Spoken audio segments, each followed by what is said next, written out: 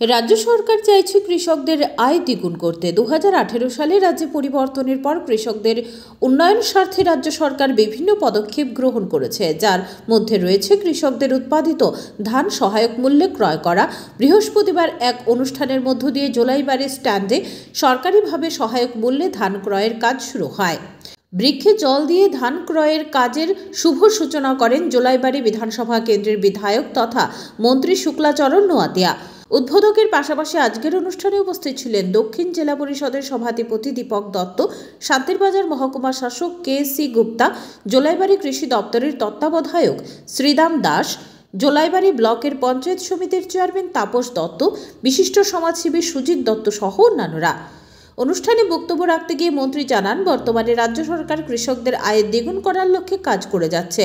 বিগত বাম আমলে কৃষকদের কোনো প্রকার সহায়তা করা হতো না। বাম আমলে কৃষকদের ধান উৎপাদন হলে বিশেষ তহবিলের নামে চাঁদা ও ধান সংগ্রহ করত। বাম আমলে কৃষকদের দিয়ে বিভিন্ন আন্দোলন সংগঠিত করত। বর্তমান সময়ে রাজ্যে পালা বদলের পর রাজ্য সরকার কৃষকদের উন্নয়ন স্বার্থে কাজ করে যাচ্ছে। কৃষকদের জন্য কিষাণ সম্মান নিধি প্রকল্প চালু করা হয়েছে। কৃষকদের জন্য বিনামূল্যে বীজ ও সার প্রদান করা হচ্ছে। তার পাশাপাশি কৃষকদের উৎপাদিত ফসল সরকারিভাবে ক্রয় করা হচ্ছে। রাজ্য সরকার কৃষকদের উন্নয়ন স্বার্থে বিভিন্ন প্রকারের কৃষিজ যন্ত্রপাতি বিতরণ করছে।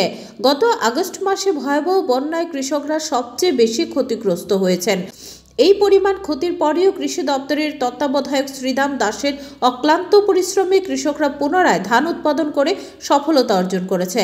আগামী 3রা জানুয়ারি পর্যন্ত চলবে এই ধান ক্রয়ের কাজ। প্রতি কেজি 23 টাকা করে ধান ক্রয়ের কাজ চলছে। আজকের ধান ক্রয়ের কাজ সম্পর্কে সংবাদ মাধ্যমের সামনে জানালেন মন্ত্রী শুক্লাচরণ নোয়াতিয়া। জোলাইবাড়ি বিধানসভার বিভিন্ন প্রান্ত থেকে কৃষকরা নিজেদের উৎপাদিত ধান নিয়ে বিক্রি করার জন্য ভিড় জমায়।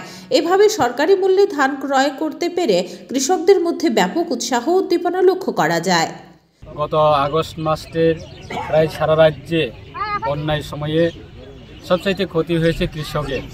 যারা খেতে চাষ করতেন বা যারা ধান চাষ করতেন তারা বিশেষভাবে ক্ষতিগ্রস্ত হয়েছে।